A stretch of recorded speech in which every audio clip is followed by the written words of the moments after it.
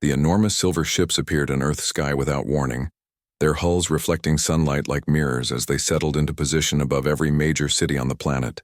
Captain Park Tae-wan stood on the roof of the Seoul military headquarters, watching through binoculars as the massive vessel hovered silently over his city. The ship was easily 10 kilometers long, its surface smooth and featureless except for strange symbols that seemed to shift and change when he looked at them directly.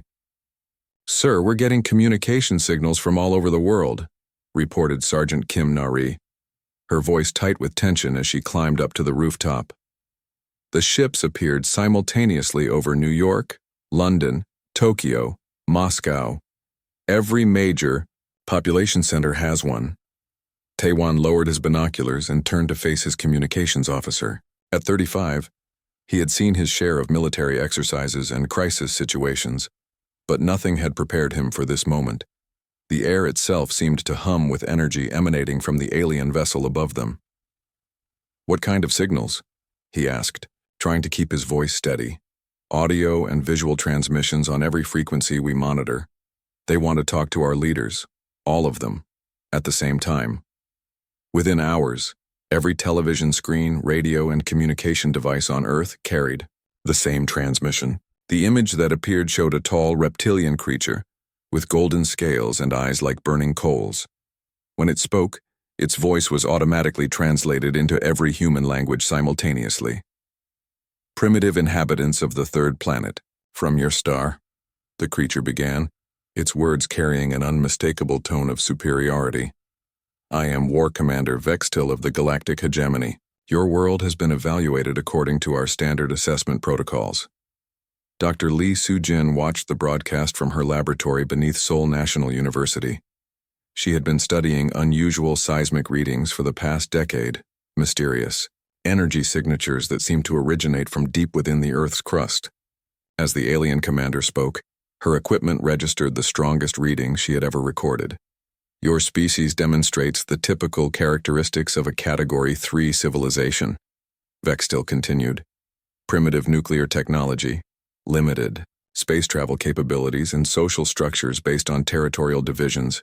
You pose no threat to the established galactic order." President Yoon Jae-ho sat in the Blue House Situation Room, surrounded by his top military advisors and scientists. The translation continued to flow from speakers around the room as the alien delivered what could only be described as an ultimatum. "The hegemony has claimed your system for resource extraction and labor conscription. Your compliance is not requested, it is demanded. You have 72 hours to surrender your governmental structures and submit to hegemony authority. Failure to comply will result in orbital bombardment and forced pacification of your population." The transmission ended abruptly, leaving Earth's leaders in stunned silence. But 3 miles beneath the Korean peninsula, Dr. Lee Soo-jin stared at her instruments in amazement. The energy readings had spiked to levels that should have been impossible. Ancient systems that had remained dormant for decades were suddenly coming online. Captain Park Tae-wan received new orders within the hour. He was to report to a classified location deep underground, a facility that officially did not exist. As his military escort drove through Seoul's empty streets, he noticed that people had gathered on rooftops and balconies, all staring up at the alien ship with mixtures of fear and fascination. The underground facility was far larger than Tae-wan had expected. Elevators carried him down through layers of rock and concrete until he emerged into a vast chamber filled with equipment he did not recognize. The walls were lined with screens showing seismic data, energy readings, and what appeared to be architectural diagrams of structures buried deep within the Earth. "Captain Park," Dr. Lee Soo-jin greeted him as he entered the main control room. "I'm glad you're here. We need military coordination for what's about to happen." "What exactly is about to happen, Doctor?" Tae-wan asked, studying the displays around him. "Something that's been waiting for this exact moment for millions of years," she replied, pointing to a screen that showed energy patterns pulsing through underground networks that spanned the entire globe. "These readings started the moment those ships appeared. Whatever is buried down there, it recognizes them as a threat." Around the world, similar facilities were reporting the same phenomenon. Ancient warning systems were activating in locations that had been forgotten by history. Deep beneath the Sahara Desert, the Amazon rainforest, and the Siberian tundra, sealed chambers began to respond to signals they had been programmed to detect eons ago. The alien fleet maintained their positions, above Earth cities, confident in their technological superiority. Their sensors detected only primitive electromagnetic signatures and basic nuclear capabilities. What they failed to notice were the quantum fluctuations beginning to propagate from deep within the planet's core, signatures that registered as natural geological activity on their instruments. As the 72-hour deadline began counting down, humanity faced a choice that would determine not only their survival, but their understanding of their own planet's hidden history.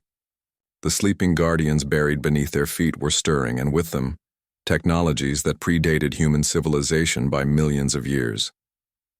The war for Earth was about to begin, but the aliens had no idea what they had truly awakened. Dr. Lee Soo-jin had spent 15 years of her life studying the impossible structures buried beneath the Earth's surface. The discovery happened by accident in 2009, when a deep drilling project in Antarctica broke through into a chamber that should not have existed.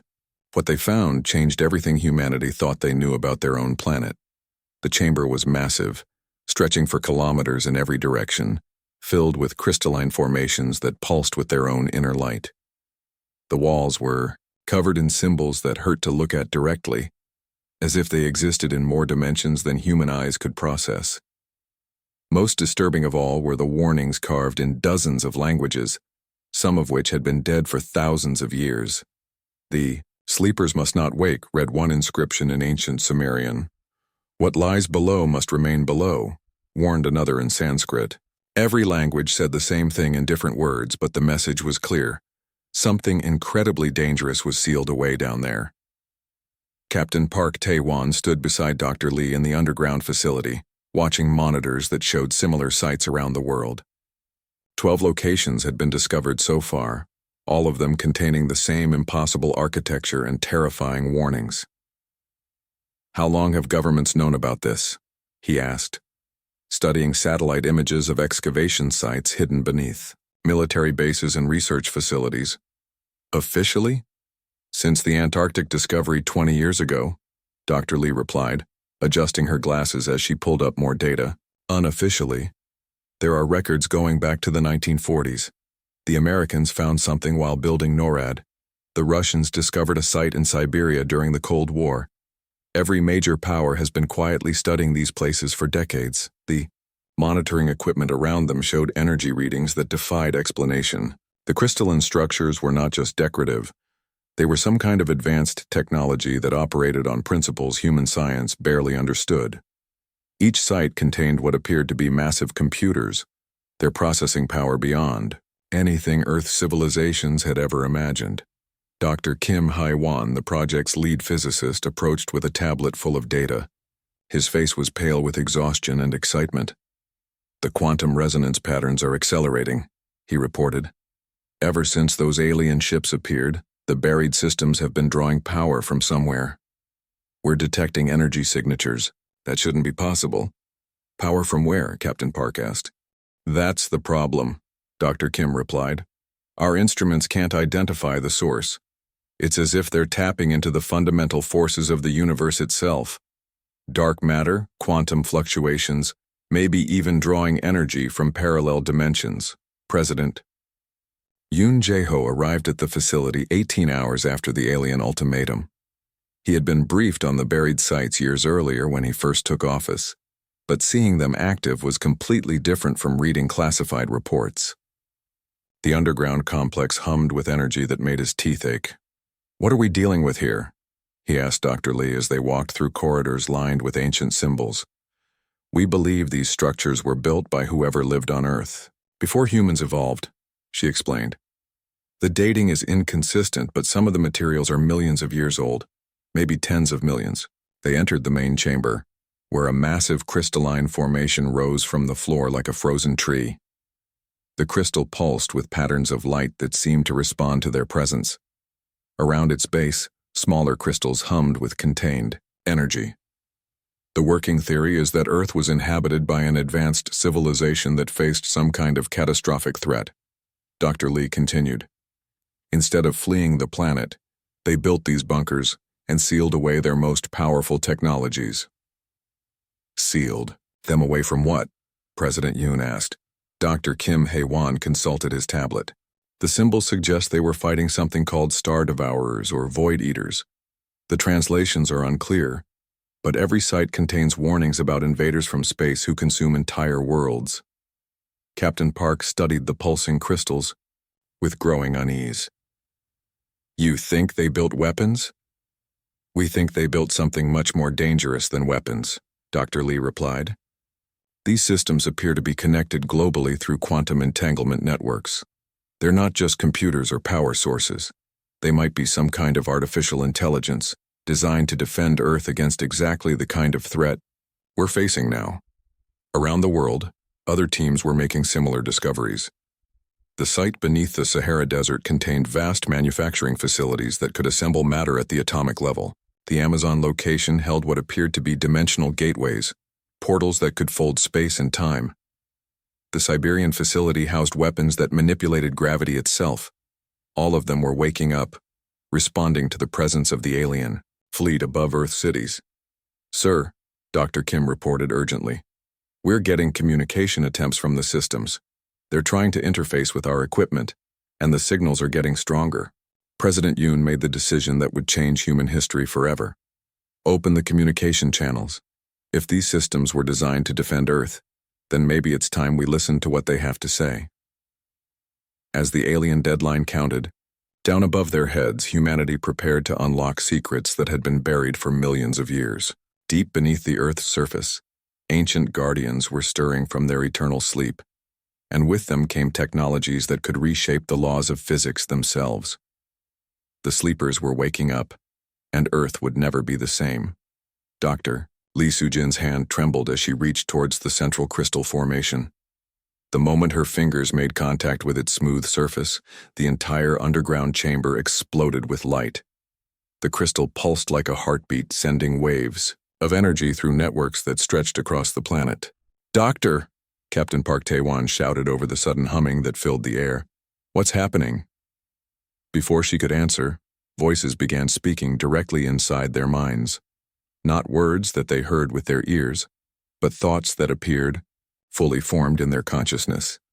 The voices spoke in languages that had been dead for millions of years, yet somehow everyone understood them perfectly. Children of Earth, the voices whispered. The devourers have returned. The time of sleeping is over. President Yoon Jae-ho felt his legs give out as the mental contact overwhelmed him. Images flooded his mind, showing him visions of Earth's ancient past. He saw magnificent cities that floated in the sky, beings of incredible intelligence who could shape matter with their thoughts, and a civilization that had spread across the galaxy. We are the guardians, the voices continued. We are what remains of those who came before. We have waited in quantum dreams for our descendants to inherit what we left behind. Dr. Kim Hae-won stared at his instruments in amazement. Every screen showed impossible readings as the buried systems came fully online. The energy output is beyond measurement, he reported, his voice filled with awe. They're drawing power from sources that shouldn't exist. The crystal formations throughout the chamber began to resonate in harmony, creating patterns of light that hurt to look at directly. Through the mental link, the ancient intelligences shared their history with the humans who had awakened them. Long ago, Earth had been the capital of a galactic empire built by beings who had evolved from the same genetic template as modern humans. They had mastered technologies that could manipulate space and time, create matter from energy, and even edit the fundamental laws of physics. But they had attracted the attention of something horrible. The devourers were entities from outside, normal space-time, creatures that consumed entire galaxies and left nothing but empty void in their wake. The war that followed had lasted for thousands of years and shattered reality itself in some sectors of the galaxy. We could not defeat them through conventional means, the Guardian voices explained. So we made the ultimate sacrifice. We erased ourselves from existence, but not before burying our greatest weapons and our collective consciousness deep within the world we loved most. Captain Park watched in fascination as holographic displays materialized in the air around them, showing technical specifications for technologies that made the alien fleet above seem primitive by comparison. Ships that could phase through solid matter, weapons that could collapse stars, defensive systems that could create pocket dimensions. You carry our genetic legacy, the Guardians continued. Our DNA flows in your veins, our memories sleep in your cells. The time has come for you to claim your birthright and finish the war we could not win. Around the world, similar awakenings were taking place. In the Sahara facility, Colonel Omar Hassan watched as manufacturing systems began producing materials that defied the laws of chemistry. The Amazon site activated dimensional gateways that opened windows into parallel realities. The Siberian complex powered up gravity manipulation devices that could crush matter into singularities. Dr. Lee felt her consciousness expanding as the Guardian systems interfaced with her mind. Suddenly, she could perceive 17 different dimensions simultaneously, see the quantum foam that underlied all reality, and understand mathematical concepts that had no names in human language. The knowledge is too much for unaugmented minds, she gasped, struggling to process the flood of information. We need to be changed to handle this technology. Then we will change you, the Guardians replied simply. President Yoon felt something, shifting in his genetic structure as nanoscale machines flowed through his bloodstream. His vision sharpened until he could see individual atoms. His hearing expanded to detect gravitational waves, and his mind began processing information at superhuman speeds. The transformation was not painful, but it was profound. Each human in contact with the Guardian systems found themselves becoming something more than they had been. Their brains developed new neural pathways, their bodies became more resilient, and their consciousness expanded to encompass ideas that would have driven them insane minutes earlier. The devourers above think they face primitives, the Guardians said with something that might have been amusement. They scan your surface technology and see only crude nuclear weapons and basic space travel. They do not realize they have awakened the children of their ancient enemies. Through the quantum networks, the Guardian systems began activating defense protocols that had been dormant for eons. Massive structures started phasing into reality from hidden dimensions, rising from ocean floors and emerging from mountain ranges. The planet itself was transforming, revealing its true nature as a fortress world. Dr. Kim stared at readings that showed Earth's magnetic field strengthening into patterns that could deflect planet-killing weapons. They're turning the entire planet into a weapon, he whispered in amazement. Above them, the alien fleet remained in position, completely unaware that their 72-hour ultimatum had awakened something far more dangerous than any primitive civilization. The children of the Star Builders were reclaiming their inheritance, and the galaxy would tremble before their ancient power. War Commander Vextil stood on the bridge of his flagship, watching the primitive planet below with growing impatience.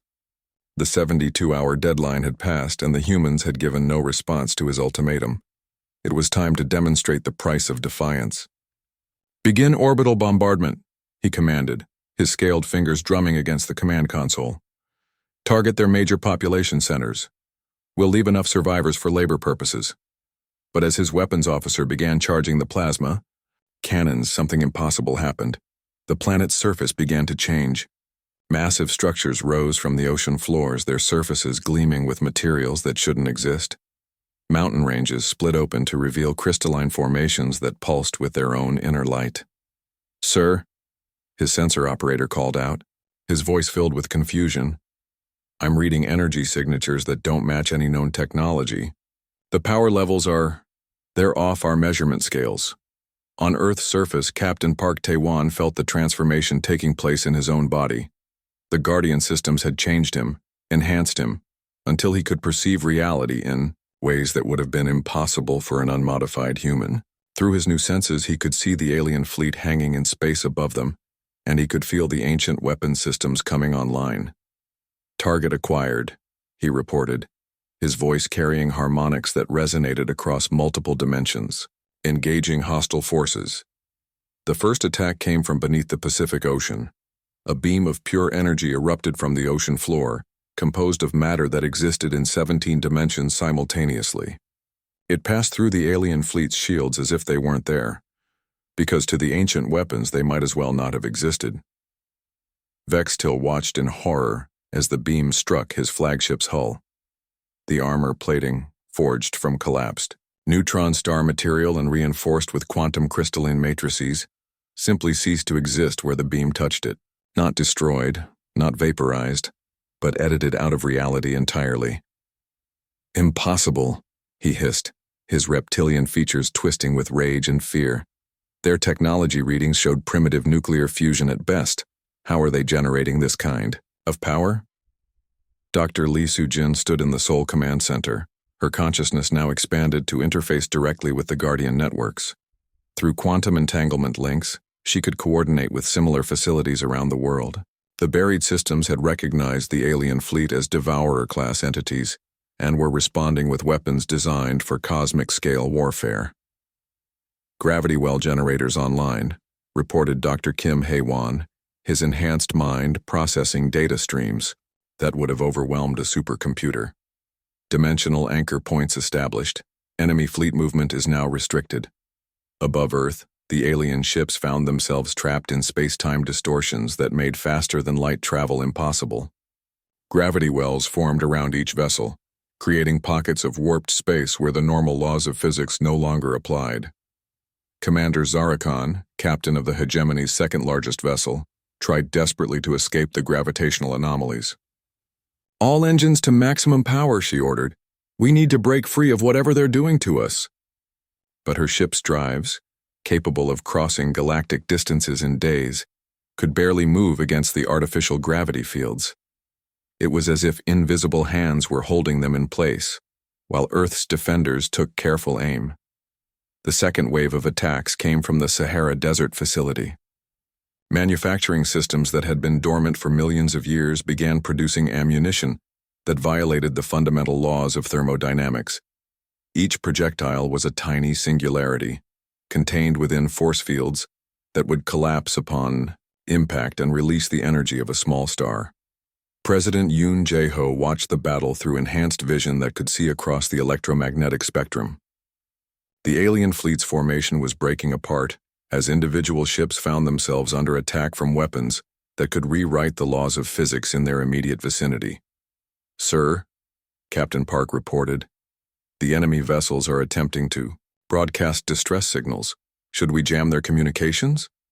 "No," Yoon replied, his voice now carrying the authority of someone who understood the true scope of the conflict. "Let them call for help. Let the entire galaxy know what happens when they threaten the children of the Star Builders." The Amazon facility contributed its own weapons to the battle. Dimensional gateways opened near the alien ships, creating portals to the hearts of distant stars. Stellar plasma erupted through the portals, bathing the enemy vessels in temperatures that could melt planets.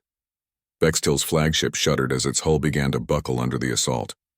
His crew worked frantically at their stations, but their technology seemed primitive compared to what the humans were unleashing.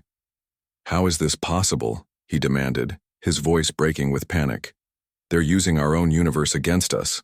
These weapons are manipulating space-time itself." The Siberian complex activated its gravity manipulation systems, creating localized black holes that pulled at the alien ships with irresistible force. Several smaller vessels were torn apart by tidal forces, their hulls stretched and compressed, until they resembled twisted metal sculptures. As the battle raged, Earth's transformation accelerated. The planet's magnetic field strengthened into patterns that could deflect planet-killing weapons. The atmosphere itself began to shimmer with energy barriers that made orbital bombardment impossible. The human defenders had become something more than human, wielding technologies that treated faster-than-light travel as a minor convenience and matter manipulation as child's play. The hegemony fleet hung broken and motionless in Earth's orbit, their once mighty vessels now little more than twisted metal sculptures floating in space. War Commander Vextil sat slumped in his command chair, his reptilian features slack with defeat as he stared at the impossible readings on his damaged screens. "Sir?" his communications officer whispered. "We're receiving a transmission from the planet's surface. They want to talk." Vextil laughed bitterly. After witnessing weapons that could edit matter out of existence and create black holes from nothing, the idea of negotiating with these beings seemed almost absurd. But what choice did he have? Half his fleet was destroyed, and the other half was trapped in gravity wells that made escape impossible. Dr. Lee Soo-jin materialized on the bridge of the alien flagship, her form shimmering as she stepped through a dimensional gateway. The transformation the Guardian systems had given her was complete now. Her eyes held depths that reflected distant stars, and when she moved, reality seemed to bend slightly around her. "War Commander," she said, her voice carrying harmonics that resonated across multiple dimensions. "I am Dr. Lee Soo-jin, representing the people of Earth. We need to discuss the future of your fleet." Vextil stared at her in amazement. This was supposed to be a primitive being from a backward world, yet she stood before him wielding technologies that made his entire civilization look like children playing with toys. "What are you?" he asked, his voice barely above a whisper. "Your scans showed primitive nuclear weapons, Stone Age technology. How is this possible?" "Earth was never primitive," Dr. Lee replied, her enhanced consciousness allowing her to speak directly to his mind while simultaneously coordinating with Guardian networks across the planet. "We inherited the galaxy's most dangerous legacy and chose to bury it, hoping never to need such terrible power. But your ultimatum forced our hand." Around the world, the transformation was accelerating. Children played in parks while impossible. Geometries twisted through the sky above them. The ancient Guardian systems were teaching humanity their true heritage, unlocking technologies that had been sealed away for millions of years.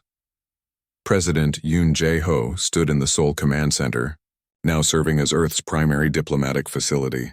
Through quantum communication networks, he could speak directly to leaders across the galaxy. The message he was about to send would change the balance of power forever. "This is Earth," he announced, his words broadcasting on frequencies that penetrated every form of shielding known to galactic civilization.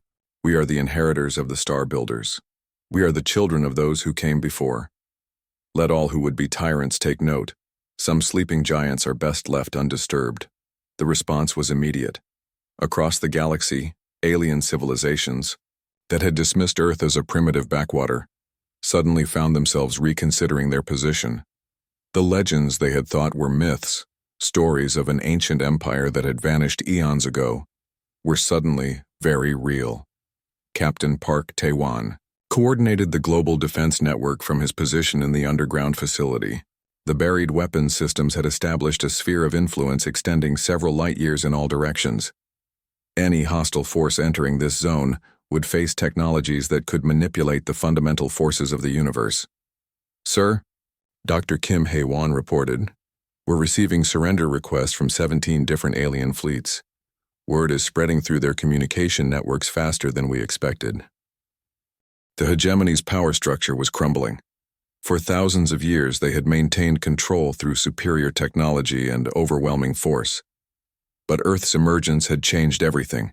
The humans possessed weapons that could crack planets, fold space-time, and even edit the laws of physics themselves. Dr. Lee studied the defeated alien commander with something approaching sympathy. "Your people don't have to be our enemies," she told Vextil. "The Guardians remember the old wars, the conflicts that shattered reality itself. We don't want to repeat those mistakes." "Then what do you want?" Vextil asked, his voice heavy with exhaustion. "Peace," she replied simply. "Real peace. Not the kind built on fear and oppression, but one based on mutual respect and cooperation. The galaxy has been ruled by the strong for too long. It's time for something different." The proposal she outlined was revolutionary. Instead of conquest and subjugation, Earth offered partnership.